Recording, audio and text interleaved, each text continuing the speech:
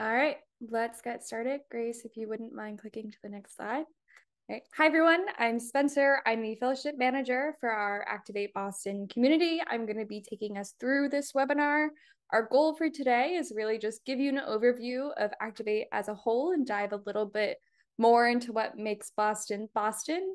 We have 3 of our fellows on the call here too. We'll introduce them, and then we're going to be jumping into a Q&A. We want to make sure to maximize the value for you all. So we are here to answer any questions you have. As I run through these slides, if you have any questions, please put them in the chat and we'll either get you an answer through the chat or we'll bring those up when we get to Q&A. All right, moving into an overview.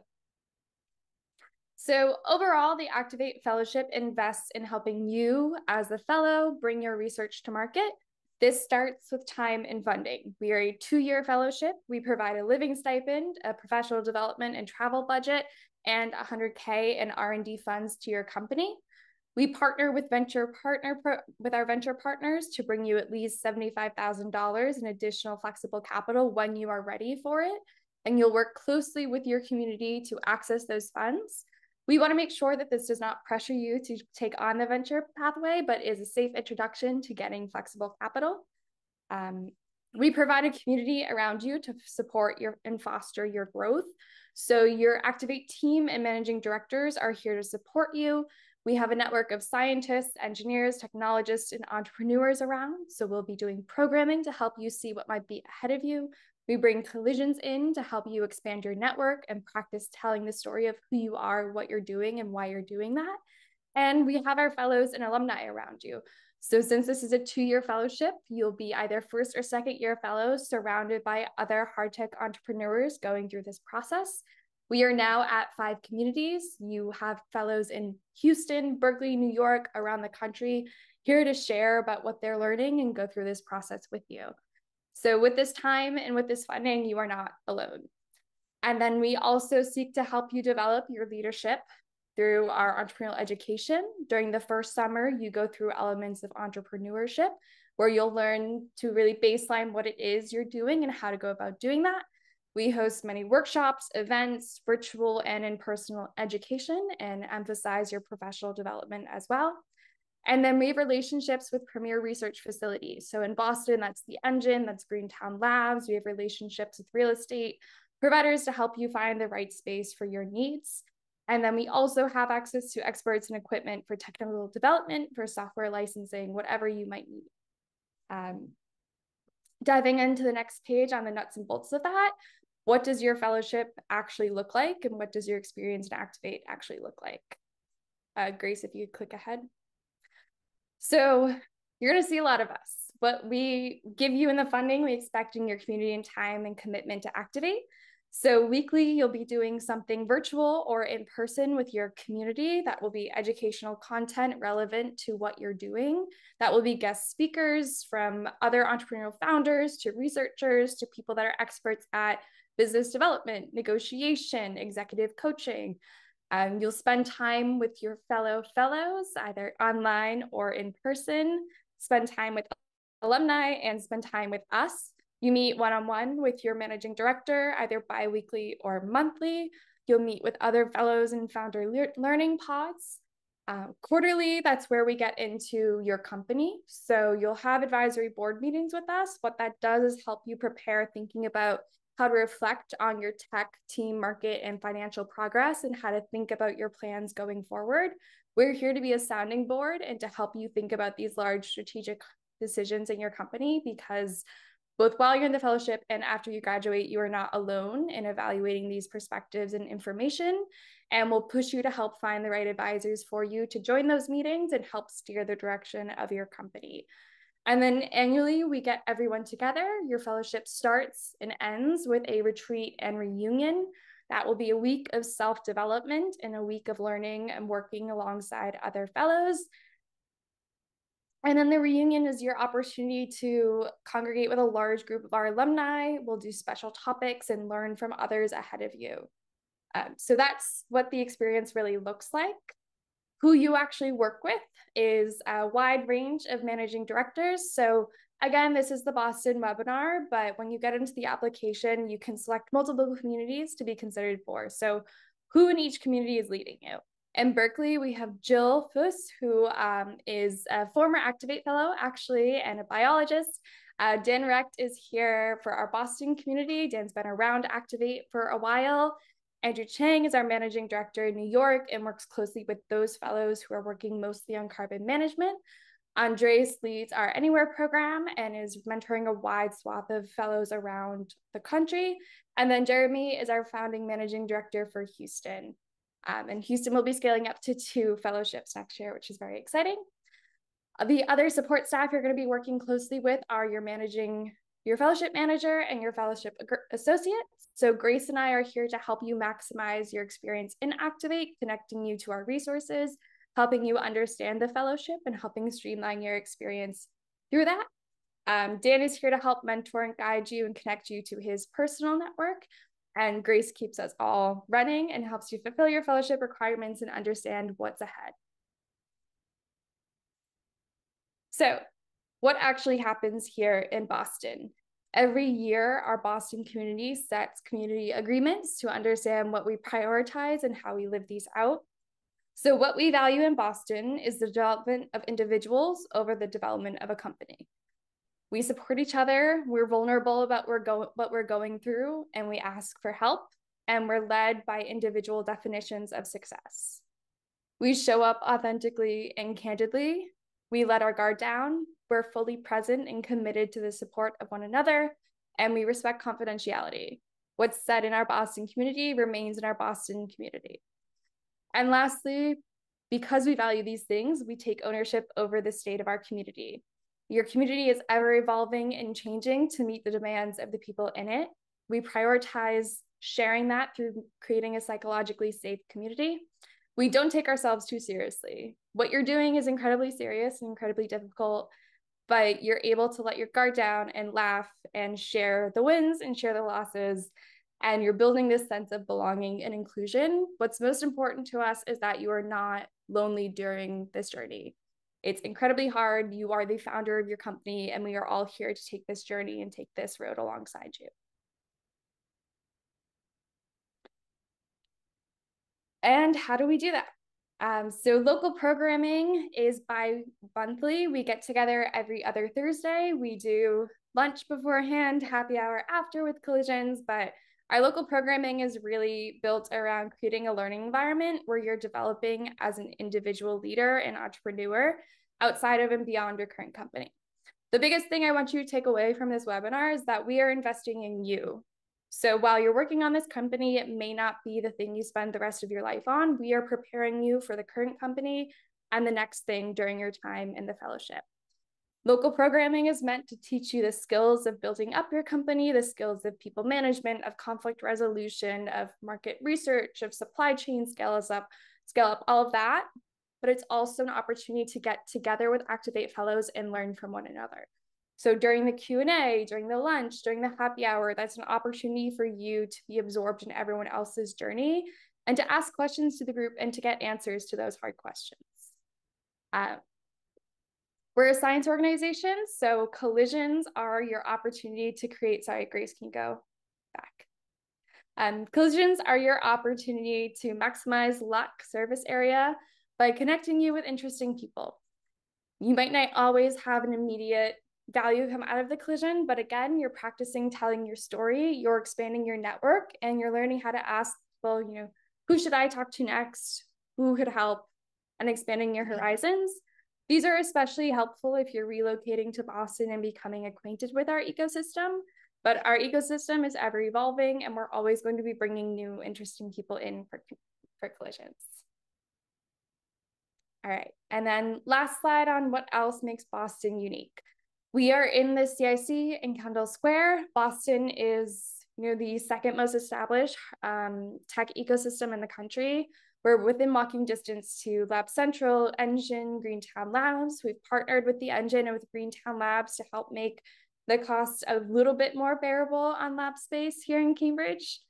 And we have access to industry partners, state resources. We maintain really strong relationships with Massachusetts quasi-governmental organizations, so Mass CEC, Mass Ventures, Mass Tech, and then many VC firms. And then if you've been looking on our website at all and wondering, how do I and my technology fit into Boston? We support a really wide variety of technologies. So ag tech, life sciences, energy production and storage, quantum, mining, microelectronics, a really wide swath of tech. And then Grace, if you'll move into our Boston Fellows, you can see looking at this most recent cohort, we've taken in a couple robotics companies, a couple space companies, a couple ag companies, a couple human med device companies. Our 2023 fellows also are covering a wide swath of technologies. So we have some CO2 utilization, some syn bio, some HVAC, and then nuclear as well. And so we do have 3 of our current fellows with us, as I stated. Enrique Velez Lopez is a cohort 2023 affiliate. Neely Persitz is a cohort 2023 fellow, and Wyatt is a cohort 2024 fellow. So Enrique, I'm going to hand it over to you to give a quick 1-minute summary of just who you are and your experience at Activate so far, and then we'll move to Neely and Wyatt. Hi, everyone. Glad to be here with you today. I'm Enrique Velez, co-founder, CDO, and principal at Boston Atomics. I have these many titles because we have pivoted a lot what Boston Atomics does along the fellowship. And this brings me to a great aspect of the fellowship, and is the fact that the fellowship is mostly focused on you instead of the company, so you can pivot and feel free to change what your company does along the fellowship, depending on what is logical to do at each time. What Boston Atomics does in general is try to make advanced nuclear reactors more affordable, more cost effective. For that, we have a patent on a new type of nuclear reactor that is cheaper to build. And along the fellowship, we have changed the way we approach addressing construction cost in nuclear reactors, and we have changed the scope of the company slightly in some cases, and in other times substantially. I can talk to you about how it's been to me being an international and applying for a visa, then moving to Boston, how the fellowship has helped me in that process, been supportive. And also about the pivots that Boston Atomics has undergone in the last 1 year and a half. Thanks, Enrique. Neely? Hi, so I'm Neely Persitz, and I'm the founder and CEO of Daughter Labs. We build large-scale chemical sensing networks for environmental and biologic monitoring. And Activate has kind of been instrumental in me spinning up my company. So I'm an ex-MIT grad student. And so Activate has really allowed me to transition from that grad student role into leading my own company. With the complexities of life, me being a parent of 2 children, kind of trying to balance all of that more feels like a circus act sometimes. And so Activate's really, really what allows me to have a space and to work on the company and know that even if things don't work out for whatever reason, that they have my back. Yeah, so I'm happy to talk about my experiences kind of emerging out of academia and being a parent and starting a company from scratch. Looking forward to getting your questions. Thanks, Julie. And then Wyatt, I'll have you give a quick introduction to yourself as well. Hey everybody, I'm Wyatt Arnold. I'm one of the new cohort 24 members. I'm the CEO and co-founder of a company called Prospect Growth. We're trying to use nanotechnology to make some next generation fertilizers that are more efficient, with the hopes that farmers can apply less fertilizer overall, because what they do apply is more effective. Yeah, I'm recently a graduate from the PhD program at Yale University, so I'm coming up to Boston so I can speak about what that transition is like. I'm moving in like a week and a half, so it's very topical. Kind of echoing what Neely said, I think Activate's been really incredible that it like meets you where you're at. Everybody in the program has great strengths and expertise, but nobody is focused on presenting as anything more than they are. And it's just a great place to be like vulnerable and grow and like, build yourself as an entrepreneur. Especially, if you're joining a new community like I am, it's a great support system. Thanks, Wyatt. All right, so again, we want to make sure we can maximize the time and utility of this hour for you all. So please raise your hands and let's get into some questions.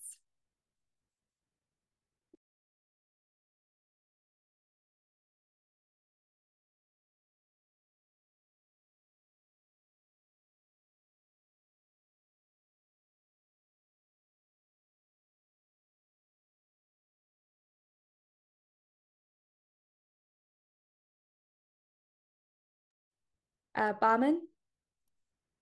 Yeah, hello. Thank you so much for all the information. I think the first question that came to my mind was, what was the reason that you guys chose the Boston as your Activate location to do the fellowship?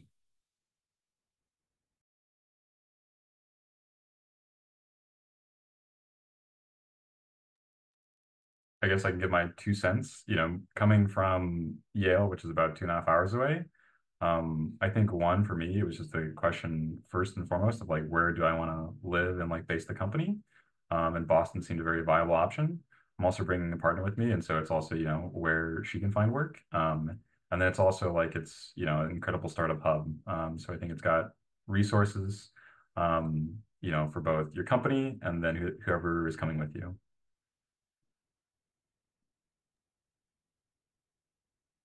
In our case, the company is called Boston Atomics, so you can see how obviously Boston would be the ideal cohort for us. We were Boston Atomics before we joined the fellowship. So being Boston the perfect place comes down to why it is the perfect place for the company itself, and this comes from the resources in Boston, the access to capital, networking, MIT nuclear science and engineering program, MIT lab, everything that is related to nuclear in Boston. That's why Boston is the ideal place for our company.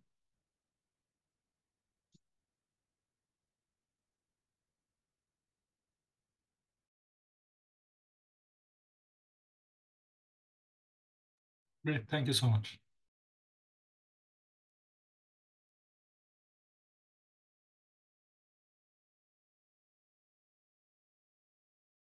Robert? Oh, great. Thank you. Yes, I had a question about maybe to some of the fellows. If how do they incorporate, or how did they incorporate their co-founders from their companies into the program? And kind of maybe talk a little bit about the line between individual development and how that the program can benefit your startup team as a whole. Thank you.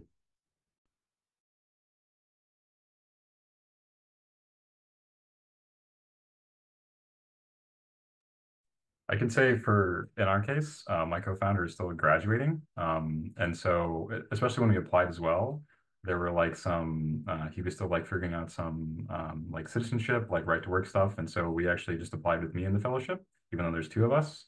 Even though that was sort of a technicality, I would say Dan, the team has been very open and inviting, like bringing co-founder with me, even though he's not technically a fellow. I think it's like, again, goes back to this focus of Activate on the individuals. Like it's very supportive of the people, and the co-founders are obviously a big part of that. And so I think the support is there for them as well. In our case, I think the way we've been doing it is like when Andy, my co-founder, can like make it up, totally welcome and encouraged. Sometimes when there are things that, get in his way, like a PhD defense, okay for me to just enjoy the programming myself.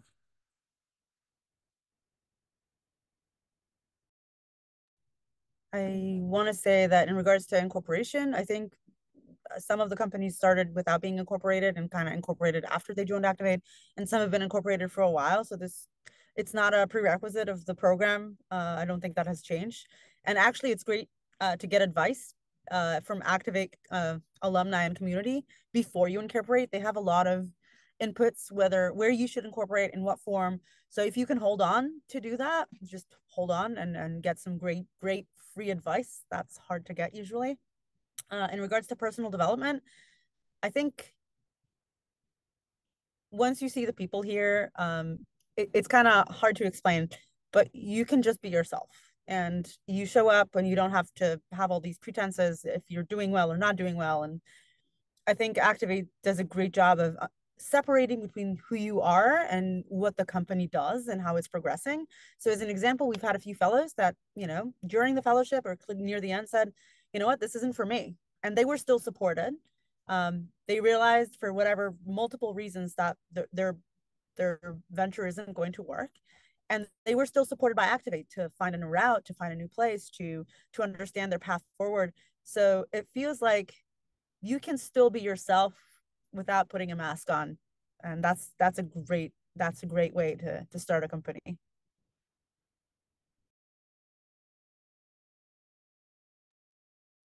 Thanks. Rasha? Hi, I had a few questions, so I'll ask the first couple, but you can cut me off. The first question is, I've noticed in the frequently asked question that while you do support life sciences as a stream, you do not really support technologies that goes with a mammalian. And I went and searched who was sponsored in Activate before. It looked like it's a diagnostic mainly that got into life sciences before in Activate. So I think my question is, I'm delivering technology, like I can manipulate the cell membrane, which as a first pivot for us will be gene editing. However, we could pivot again for you're somewhere else now in the antimicrobial, antibiotic resistant thing. But it's the first pivot is gene editing. Would you say that if I would put an application as gene editing as a first, that would make me eligible to apply? So do I need to make it into the bacterial diagnostic, even though it's not the first pivot that I'm looking at, with the scale up and piloting now? What do you suggest doing that? And then I'll ask the other, if that's okay. Yeah, let me start off with that one. So yes, please. I do want to say, obviously, if you look at Activate's website, you might see some applications that look like life science or pharma. There is a lot of nuance. So with the Activate application, we are in diligence on these applications from the end of October through April. And with that comes learnings of where you're at and what you need. Our number one goal is to be transformative for you. So we don't want you to go through this program and not be able to leverage all of our resources. And honestly, we don't have that many resources in healthcare. We don't have that many connections to NIH or ARPA-H, and we're not going to be transformative if you're going after FDA approval or regulations. So you should be thinking about where you're at with your company. If you are still doing market research and you haven't considered mammalian health as the end all be all and where you can provide a value proposition, maybe the fellowship's the right spot for you, because you need to be spending those first 2 years defining your product and your market and understanding how you think you'll get to commercialization. If you are still exploring the platform capabilities, we might be at the right stage. But if your plan for the next 2 years is going to be going after FDA approval, working on clinical research and trials, we're not going to be transformative in your path to commercialization. And there are other resources out there to help you. Sorry, it cut off. In the platform, you say it's absolutely a good idea if you're platform and early on. That sounds like the right time and active. Yeah, okay, good. Yeah, so I think all of our life science, I just want to say all of our life science companies, came in evaluating where they are in the market and came in with a very broad technology, and they're still working on defining what they are and how they'll use the 2 years. So overall, be thinking about what does your path for your company look like for those 2 years. Okay, perfect. Then my two other quick ones really is, I know the path of the visa, which is the H-1B, and do you want to have let's say if I'm doing it via UMass or stuff, do you want to have it more formalized at this screening, or at the beginning you're saying, oh, I know what path I'm doing, that's it at the moment, or the more I provide information on that, the better? How does that work? Yeah, we appreciate any and all information you can provide. Again, knowing how long the application timeline is, we understand things might change, but given the timeline that we have, you should be able to get going June 1st and be ready to start your fellowship. So yes, absolutely. Yeah, be ready by June 1st. Perfect. Last one. if you infrastructure wise, space wise, if you're in contact with the engine, but you might want to consider something lab central or stuff, do you want to have all the infrastructure set in place throughout, clear in the application, or is there a room to set it up but maybe change it throughout, the next 6 months in a way? Yep, you are under no obligation to have established lab space before beginning Activate. All three of our fellows on this call did not have lab space at the start of their fellowship and are still navigating where they're going to be and what they're going to do. So that is part of the process. We are here to help you evaluate those. We're here to help you answer those questions. And many of our fellows use the 100K R&D grant to get going and get lab space. So we understand it's often a chicken and egg situation. So we don't expect that. And we also understand if you do have that and then you make technical advancements during your fellowship application timeline, if you do get to those further stages, we will ask for any updates you have. So you both do not have to have lab space and accelerate during the application cycle. And if you do, we do appreciate updates and take that into consideration. So you also don't need to hit pause after you apply to Activate. Thank you so much. I'm sorry it took a lot of your time. Thanks. All good. I'm sure it was helpful for others. Adele? Hi, everyone, and thanks for having us. And I'm very grateful for the founders to have taken time to join this call and answer our questions. My question is quite simple. When you apply for this fellowship, at which stage should you be, statistically speaking, to be relevant for this fellowship? Yes, so that I will not give you statistics, but I do just want to set parameters on that. We do not accept fellows where the only work they might need to be doing during this is commercial scale up. There should be a tech risk associated with that. And then you also can't have raised more than 2 million in dilutive funding. So anything under those thresholds are typically fair game. I do just want to color that context in. So Nili, Wyatt, Enrique, if you could just quickly share where you were at tech-wise when you applied to Activate. So in our case, our system is very big and very complex. And the plan was to de-risk the technology progressively, doing smaller prototypes to validate different aspects of the technology that would grow. We would be doing bigger ones with time and finally deliver an integrated system. We were at the point of deciding how the small prototypes would look like and start making the prototypes. But in the end, we pivoted and we didn't do that exactly, but that was the place we were at. We didn't have any dilutive funding. We only had a grant that it wasn't received by us. It was received by MIT, and we were a subcontractor to MIT. So we didn't have millions in the bank. Thanks. Nili? Yeah, so when I applied to Activate, actually my ex-co-founder applied to Activate and then quit on me right before Activate. So that was an interesting story. And I also got supported by Activate through all of that, which was great. I was still working out of my MIT labs. So I'm spinning out what was my PhD research. I had a working prototype, still obviously a lot of technical difficulties and a lot to still improve. But the concept was proven, but there was definitely no commercialization path. Like customer discovery was very, very preliminary and not really formalized, and everything around it was still very completely unprepared. So it was very early on where I knew I had a tech, but I did not have a clue what I would do with it. Thanks. And Wyatt, if you want to just quickly hop in. Yeah, me and my co-founder are both coming out of our PhDs. So the tech was like, TRL 3-4, like validated in the lab, not really like anything beyond that. Similar to Neely, like we had gotten a few small grants. We'd done some customer discovery, but we weren't like, full scale production or anything. And I think it seems like, for the fellows this year, there's like quite a range where people are at, and it seems like it's not a prohibitive thing. If you don't meet this TRL level, you're not appropriate. Thanks, Al. Thank you. Baju? Hi, thank you. Most of my questions have been answered, but just is there any stat on how many applicants you get and whether you select and how many you select and whether you select like a certain number from life sciences from other fields? Yeah, so again, Boston accepts a really wide range of technologies. We do not have an imperative in our community, unlike New York has their carbon management imperative.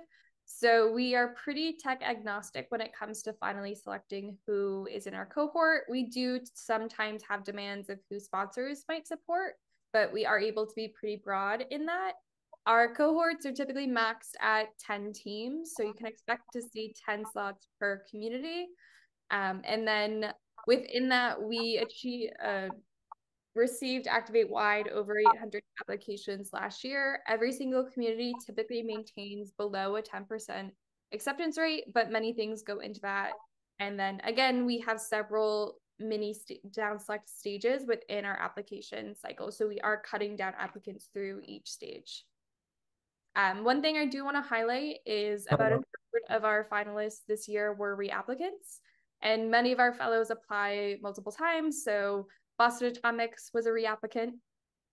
So if you don't get accepted this year, we do encourage you to reapply, and we do hope that the application cycle lends some value to you going forward as well. And just to add, I checked the application portal. Are there any other rounds after the initial application?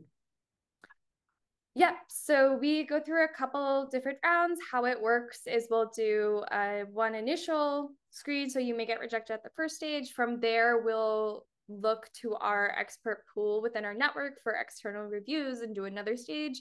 And then we will do a couple stages where we do meet you and do a video interview if you make it to that stage. And then the final stage is our finalist presentation. So you're in front of a room of technical experts answering questions about your technology and your plans for Activate. Got it. Thank you. That's it. Yeah. I'm going to jump to Jacob and Leon, and then Robert, I'll come back to you for your second question. Hi, thank you. I was wondering, question for the fellows, if you could talk a little bit about kind of the age and experience range from your cohort, and if there seemed to be a certain sort of profile they were selecting for, or anything in common between, the people in your cohort.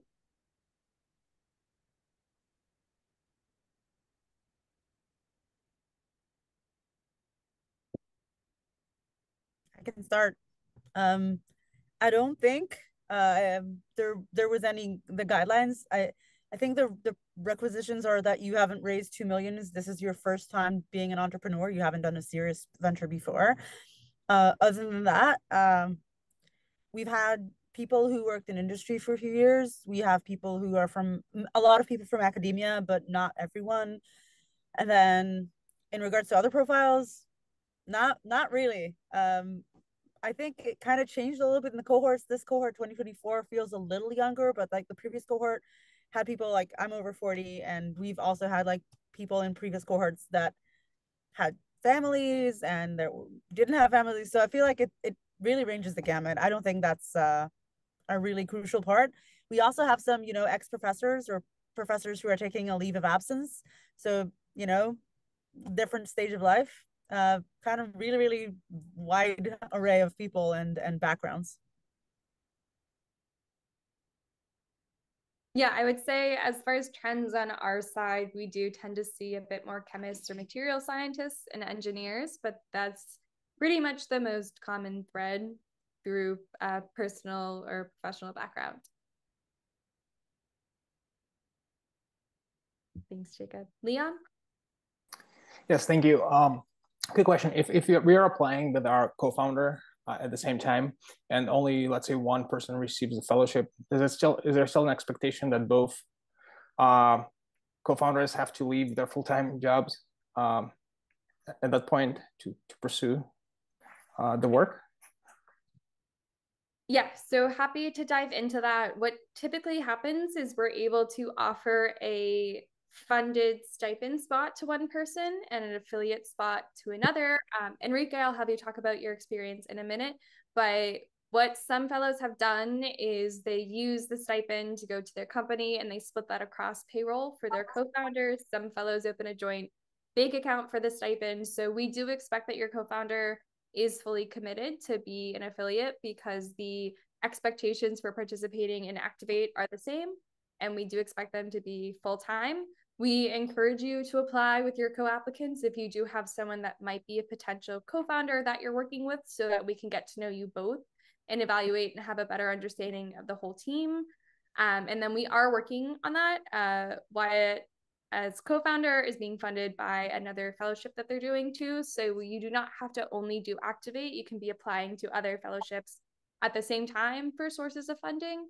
And then your 100K R&D funds can go to supporting technical hires. So if you're hiring, say, a CTO or your co-founder is a VP of R&D, the R&D funds can go towards helping support and supplement that salary. And then again, we do work with venture partners. So if you are ready to take on those safe notes, that is another form of funding to help you bring on the co-founder. Enrique, if I could just have your experience as an affiliate for a quick second too to color that in, that'd be great. Yeah. So I subscribe what Spencer said. My co-founder is the founded fellow, and I'm the affiliate. He receives the stipend. What we do for me is we have contracts outside of Activate, and we pay my salary with that. We also help pay my salary at some point with the research stipend, because it was R&D work that I was doing as the CDO of the company. But there are many formulas for doing this. What is a requirement is that your co-founder, if he's an affiliate, he's full-time into a company. But I believe that if you want one of you not to be full-time, there's the possibility of only one of you submitting the application and the other one doesn't apply to be an affiliate. Yeah, and just adding on to that, if you do get offered a fellow and affiliate slot and your co-founders are not able to join full-time, we do have non-fellow co-founders that are welcome into the community. The main difference is just, they're not going to be at our retreat. And then if the company does not move forward, first and foremost, we are supporting you as a fellow. So just things to consider. Again, Wyatt's co-founder is not an Activate fellow, but is involved in the community. So this does happen often. All right, Robert, I will jump to you and then Zoe. Oh, thank you so much. Just a quick point of clarification. If you apply as the principal and the affiliate, do you effectively split the 100K stipend, or does each get a 100K stipend? So only one person will receive the 100K living stipend, but again, it's in your hands on how to navigate that. Gotcha. And my follow-up question, thank you, is to the fellows. How did you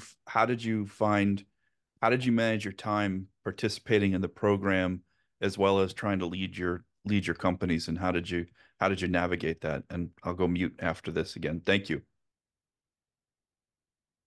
Yeah, I'd say that the company actually helps you to save time at managing your company, because you have access to a network of people that are in pretty much a similar stage to you, and that are facing similar problems that you would otherwise bounce from one place to another, like hiring people, firing people, renting space, dealing with IP, dealing with technology licensing office from a university, and so on and so forth. And this creates so much synergy that at the end of the day, I think it saves time. Of course, you need to dedicate time to the fellowship, especially at the beginning, to the elements of entrepreneurship training, but it's not a crazy amount of time. It's a few hours per week.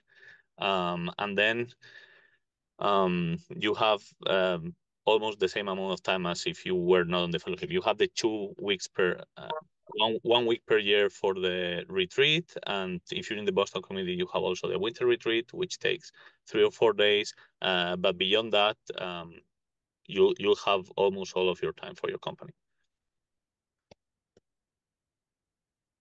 Okay, Zoe. Yeah, thank you. I have a question for all three fellows.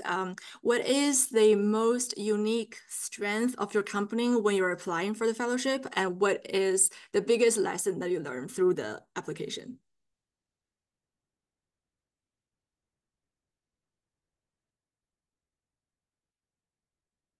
I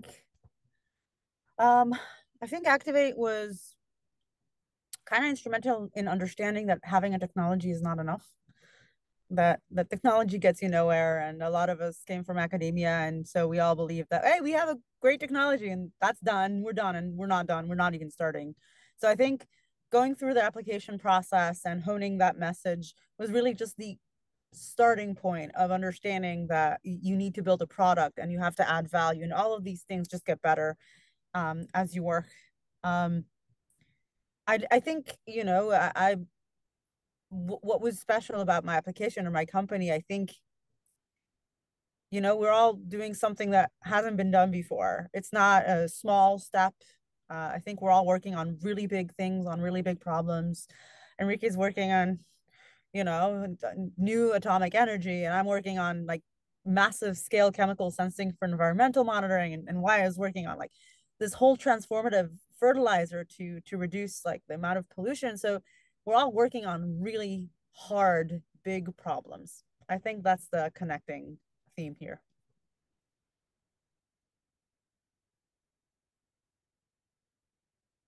I also feel like Activate's like really good at like seeing who you are, or that's my impression of you and Dan, is that you can like see, like you can't put up a good facade. Like it's, it felt like you needed to be honest with who you are because there was no poker face that would, hold throughout the process. And yeah, echoing what Neely said, and I think what Dan said earlier to me, or at one of these early recruitment events, is like being coachable. And I think like humility is, really valuable. And so I think like, at least when I was applying, like I was trying to not like artificially inflate that, but like really think about, where do I need to grow? And like that was a component of my application, was trying to figure out like, I'm not perfect, like I need help. Activate seems like a great source for that. Thanks, Wyatt. I think to emphasize that, again, we are looking to understand the impact we can have on you, your impact on the world, and we're building this portfolio and community, so your potential to impact one another. You'll notice a lot of the application does ask about questions to know you, what drives you, what you value, what you look for, what you're like in a community. And we do place an emphasis throughout the application cycle on getting to know you and your definition of success and how to support and coach you through this company and through the next things. So I would say don't shy away from sharing who you are with us, because that is a really critical component of this. Sure. Thank you. Okay. We had one question in the chat I just wanted to vocalize for you all, and that was about how to choose the right location. Other than physical proximity, are there any specific verticals that should consider a specific location? So as you'll note, we've been doing some webinars throughout our application cycle about these things. Our New York community has a carbon management imperative. They are funded by NYSERDA, and they also have some funding from SUNY Binghamton for battery technologies. So if you would like to be building your company in New York focused on those imperatives, New York is a great fit for you. However, all other communities have tech either adjacent to that or similar technologies. So really the leading question should be, where do you want to live for these 2 years? Where do you want to build a company? What talent are you trying to attract for your company? Where are those people located? One other difference is that our Berkeley community embeds fellows at Lawrence Berkeley National Laboratory. So if that is in line with the growth and development and access to your technology your company needs, Berkeley is an outstanding choice for that. All of our other communities do not embed fellows in national laboratories, but Boston does maintain a relationship with MIT Lincoln Lab and can help you interact with that facility if needed. But mostly it's about, where do you want to live and build your company? When you do get into the application, you can rank your choices. You should expect, if you select anywhere and are not located in another community, that's fine. But if you select anywhere and you select another community and think you would be willing to move or be located there, you are likely to be reviewed by that community.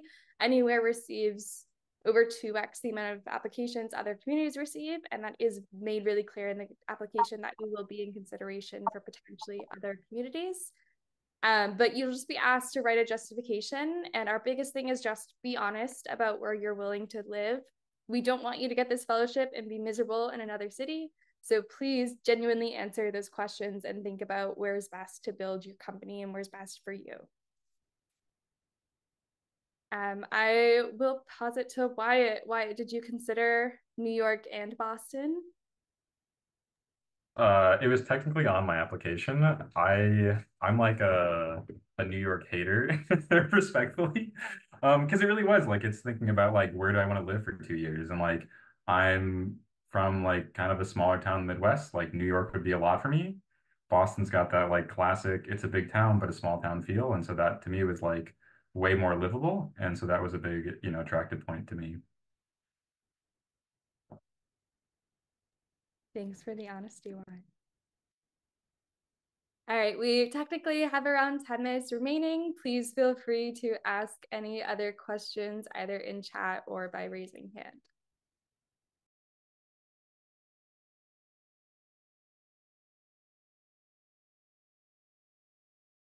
Yeah, no.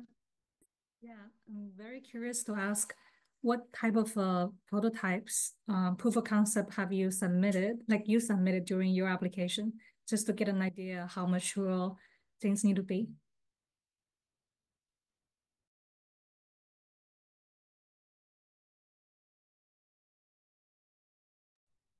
So I think I can start. I had a working lab prototype, which I don't know your background, but if it worked once and I was hoping it would work again. And then keep working on improving it. Part of the challenge is to make something that's robust and repeatable and reliable. Definitely not there yet. So I had a pretty good working system at that point. I was kind of going through its final tweaks of what it needed to be for me to graduate, basically. And I'll let Enrique speak, but I'm pretty sure you didn't have a nuclear reactor when you started. Okay. Absolutely not. We didn't have a nuclear reactor.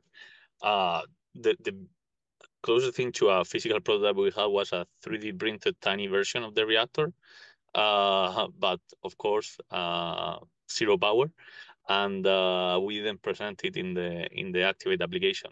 What we did present was all the papers and publications that had been done by us and by other people about our reactor concept that had a lot of attention in the US previously. So I don't know if it's required to have a prototype or there's flexibility, and it depends on the case that will be valuable to have a prototype or not. Of course, it's also not the same one industry to another. Having a prototype in nuclear is very big words. Having a prototype in some mRNA modification or some biotech technology might be much more simpler and less capital intensive. So I guess it depends. Yeah, I think Enrique makes a point that I want to echo, is that we understand that there is nuance and specificity attached to every application and every technology. We don't have a one-size-fits-all lens that we are evaluating your technology in comparison to other technologies with. We understand you are at where you're at. I will let Dan jump in about speaking to how we evaluate specific technologies, but just want to emphasize, apply with where you're at. You can always reapply. Yeah, I guess I can chime in for a second about how we think about technology selection. We really are falling back on the core criteria that we use for selection in general, right? Which is evaluating the person, evaluating the technology, and evaluating our capacity to help. And so we're going to look at the stage of your technology through that same lens. So is your technology at a stage where our fellowship is the right thing to help you, with the amount of funding and support we provide and the kind of support we provide be what moves the needle? And similarly, have you advanced your technology to the point where we can see the potential for impact so that we can make a reasonable selection determination? It is not uncommon during the selection process for us to go back to an applicant and say, okay, everything you showed us so far is great. Come back next year when we can get a clearer view on where this technology is headed and what really is possible versus what you're just hoping is possible. Thanks, Dan. Jacob? Yes. So along those lines, my situation, this is an idea I've been working on the side while I'm working in industry, and so I haven't really had the time or funds or capacity to really build out prototypes. And so I'm wondering about what kind of and at the moment, how accepting would be like a patent application on one small part of the process. And so is that something that I should submit along with my application patent as something that, for the committee to review for that type of selection criteria?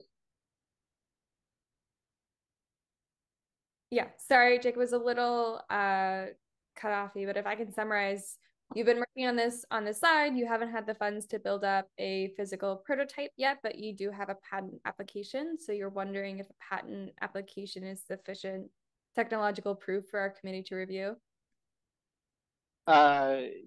Yeah, that's right. Because I've been out of academia for a while, and so I'm not really in the position to, make publications around this. So trying to think of, how to build some sort of evidence for the committee to review.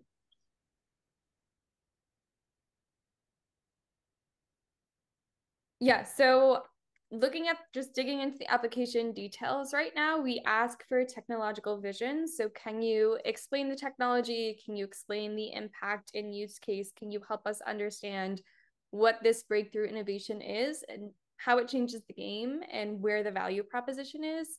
People do submit publications as supplemental evidence of that. They might reference that they've published this in something, but publications alone are not what gets you the fellowship. Dan, I can have you add more color to that if you want to, but just want to stress we do have people that they're building this in their garage, they're working on this part-time, and they've become fellows. Yeah, I'm going to chime in just a little bit with a couple of things. Generally, and this isn't a hard and fast rule, but when I look at the cohorts, there's usually roughly one person in a cohort of 10 who has applied before they have a physical thing. But they generally have like a really good simulation of that physical thing and have made the case to us that they will get very quickly to the physical object with our support. So, talking in the first 3 to 6 months of the fellowship. I think another way of looking at it is, do we take people out of their basements and understand what the constraints on those people are? Absolutely. That's also a thing we see cohort after cohort. People who are doing something on the side while working in industry do become Activate fellows. Thank you.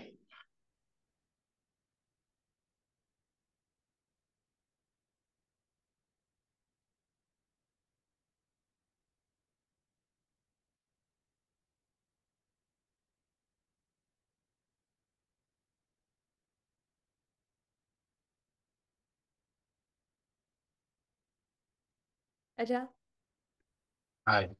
I would like to ask a question to the different founders. How did Activate community and cohort help you become a better founder?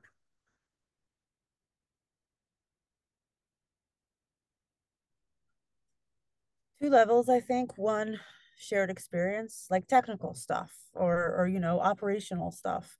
They save you time, they help you from their experience, they share things. You kind of have this network of learning and you can draw from it. So it saves a lot of time and energy, and that's great. The second, which I find extremely valuable, maybe not as emphasized, is they're great people. You see how they run their companies, you see the dilemmas they're facing, what are their values, how do they treat their employees, how are those values reflected in their day-to-day work. For people who've never run companies, who've never been in industry, or people who even have and just haven't thought about these things, I think it really enriches the experience of thinking about things you never thought of before. was like, wow, I never thought about how I want to run my company in regards to values, and how do I take those values that are really important to me and imbue this company with those things. And so it's like this whole level of things you didn't even know to ask or didn't even know to think about. And that's pretty amazing to have around.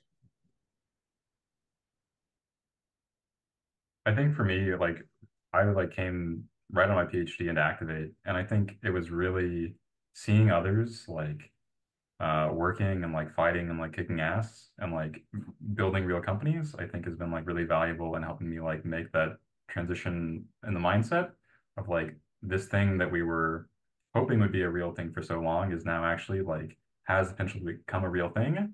And like other people are doing it and seeing other people doing it, I think like reinforces, for me at least, like the want to grow and like, like I don't know, it gets me excited like seeing people put in the work. It makes me want to put in the work more. Baman, last question.